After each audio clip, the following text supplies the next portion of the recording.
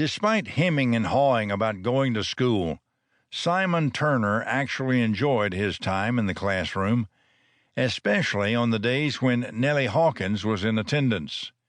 15 and with long dark curly hair and big beautiful blue eyes, Nellie had a smile that could light up the room. It was a bit awkward that she was a head taller than he was, but his mother kept telling him he hadn't hit his growth spurt yet, so he was hoping to catch up to her soon. As an added bonus, Nellie happened to be best friends with Simon's closest confidant and cousin, Autumn Hayes. Both 15, he and Autumn had been close since birth. Simon wasn't sure how Nellie felt about him, because he'd never asked her.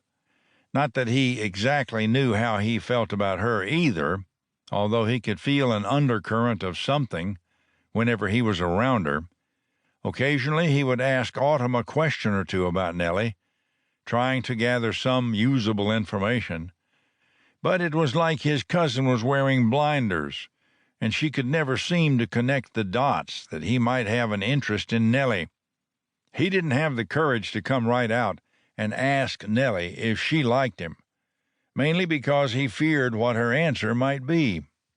Slim and lanky with coal-black hair and nut-brown skin, Simon brushed a strand of hair out of his eyes and looked up from his reading assignment, searching for Miss Abigail Thompson, their teacher.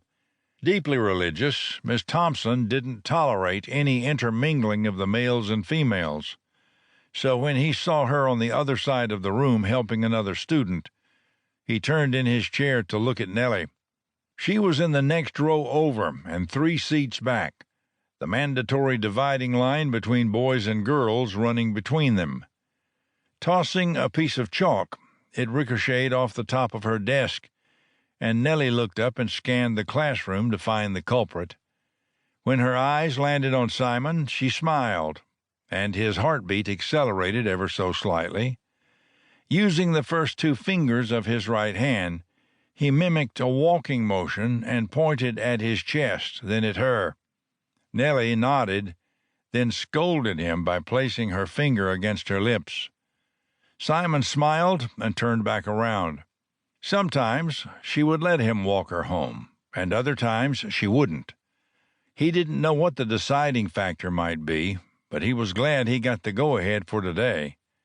Simon, Autumn, and Nellie had blown through the 8th grade curriculum long ago and were now working their way through the secondary education material, what the folks in Wichita Falls called high school.